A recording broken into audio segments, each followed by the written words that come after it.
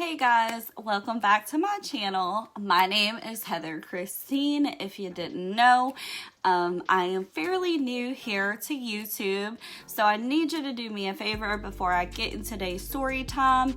Please hit that subscribe button, go ahead and smash that like button, and while you're at it, hit the notification bell so you never miss any upcoming videos. Also, once the video is over, leave your opinion and thoughts on today's video, or leave some ideals or something that you actually want to see for future videos in the comment box below. I always say in the beginning of my videos, for those of you that like podcasts, I do have a podcast. It is called the UnCensored Woman. If you're interested in that, please go check it out. I will link for iTunes and Spotify down below so you can find it. But if you don't have iTunes or Spotify, you can find the UnCensored Woman on most major podcasting platforms, and I'd love to have you join the family. I've had that podcast for a little over a year now. No, I think it's about to come up on 1 year. Oh my god, that's so exciting. Today we are going to talk about how to grieve the loss of somebody that is not dead. And I know that sounds very weird and like a foreign concept to some people, and maybe it doesn't to other people. So I'm not gonna mention the specific family member that this is about today, but backstory. I was really close to this person my whole life. She was a little bit younger than me, and we had this great relationship. I always had her back. She was always there for me through thick and thin. We have been through so much together, including some devastating experiences, and she had been there through all the births of my children. She was super close to my kids, and we were always together. She was my very best friend in the world.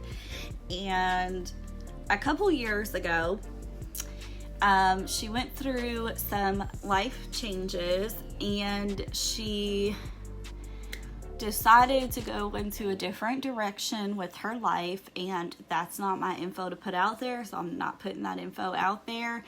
And I was really upset because I was kind of the older person in the situation, and I could kind of see ahead of the situation, so I was trying to give her advice, and she didn't want the advice, and then we ended up we had some nasty words with each other. But I was like, well, this isn't the first time we fought. When you're close with somebody, you argue sometimes. And I remember one day she told me, yeah, no, we're never going to be close again. I'm not going to be around again.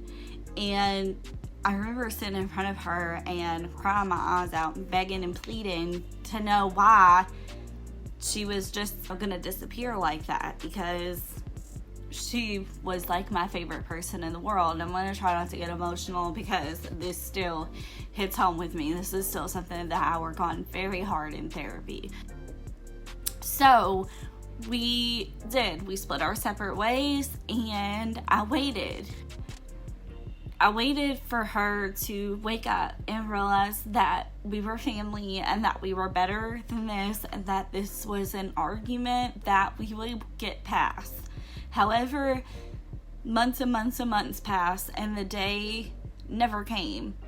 And I was still in the midst of my problems too, and so I would sink deeper and deeper and deeper into these problems that I had. A little over a year ago, when I started getting help and started going to therapy and stuff, I started working on this because I already have depression and anxiety issues, and this just sealed it with a pretty bow for me, or actually not a pretty bow, an ugly bow. And so I started talking it out in therapy, and as you can see, obviously it still affects me. Like, I still care. It's still not the same. It will probably never be the same, because there's more than just us two involved. But I started working on how to get over the grief you can grieve someone, and you kind of have to go through the grief process of someone that has been close to you your whole life that's all of a sudden gone and not coming back.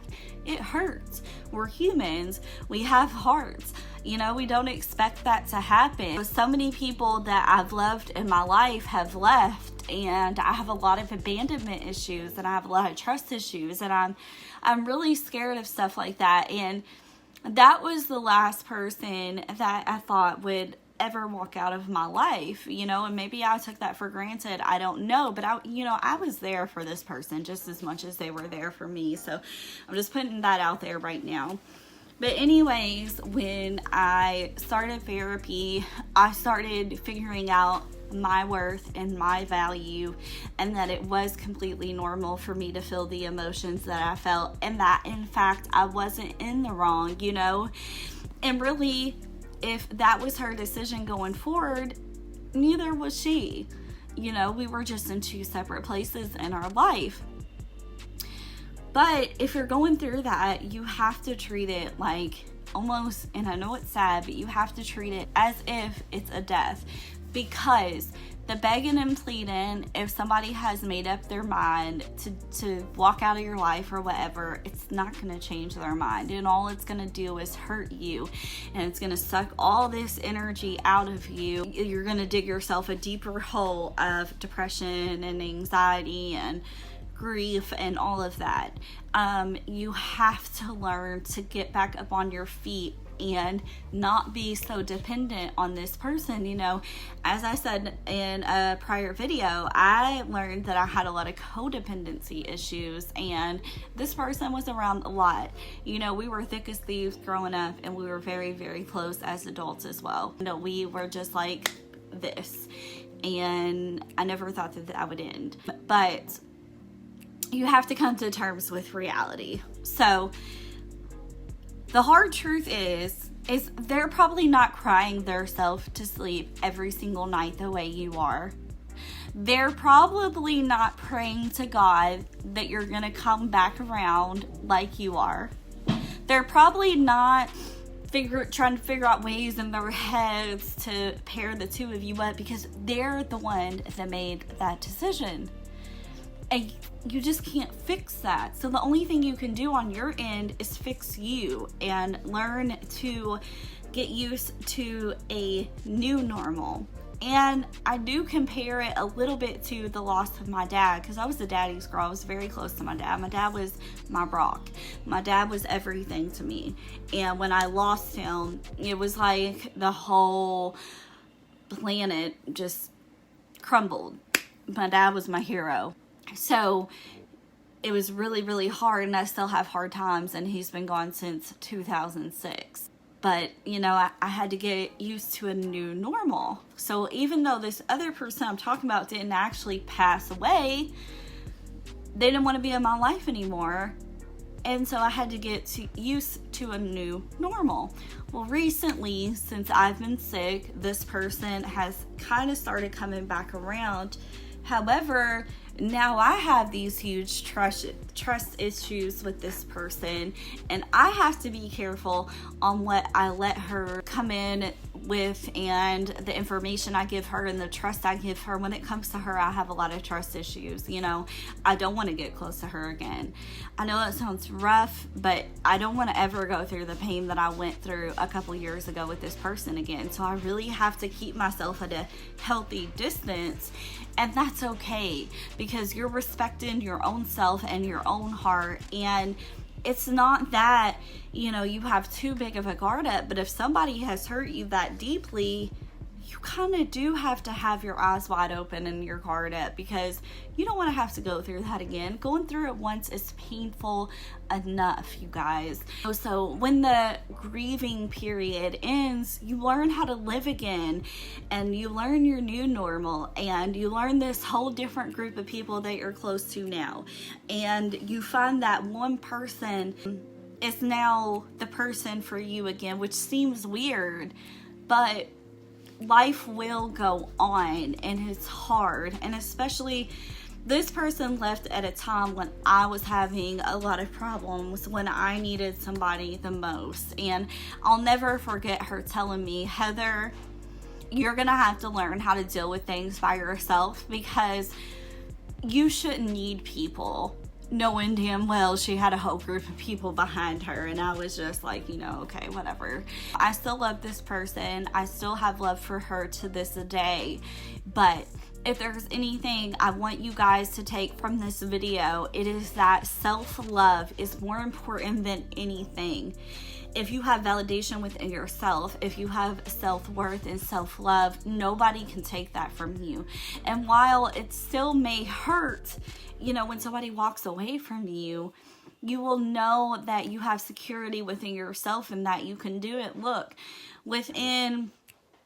from the time I was 17 until now, which I'm 31, I'll be 32 in May, I've lost two of the most vital people in my life.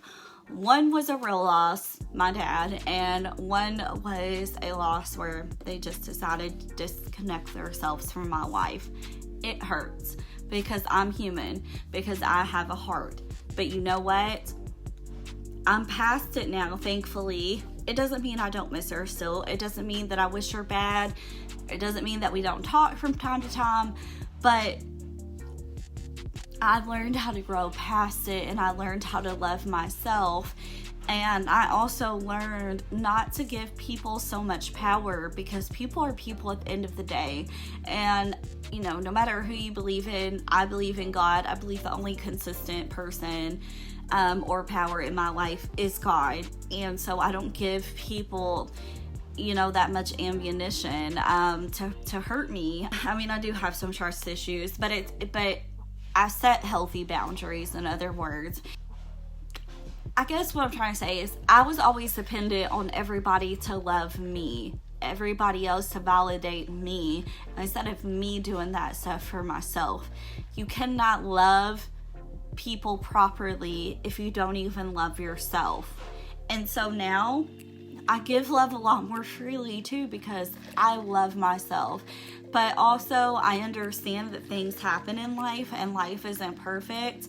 And so if something gets thrown at me tomorrow, it might hurt, but I know that I have a lot of strength and I have a lot of power, and I will pick myself up and keep moving. And that's what you all need to realize if you're in a similar situation. This is not the end. Maybe, you know, this is just a journey set out for you to get to know yourself better. You don't know what's in store for you. You don't know what God is preparing you for. So get back up, you know, put a positive attitude on that phase and keep going, because I promise it is going to be okay in the end. I thought that was a very important video to make, because I know so many of us go through, you know, you don't just have to break up with a significant other. You can break up with somebody very close to you, like a family member and a friend, and those things, they crush you. They take a little bit of your heart with them, and it sucks. It really does. I'm not going to pretend it doesn't suck, but you can get up and go on. You know, we're stronger than we give ourselves credit for. And as you could see in the very beginning of the video, it does still hurt me a little bit. It always will, but I continue moving forward every day, and I'm doing just fine, and you'll do just fine too. But anyways, guys, that's going to wrap up today's video. Like I said, if you all have any video ideas for future references, comment below and let me know. And please do not forget to subscribe. All right, you guys, I'll catch up later. Bye.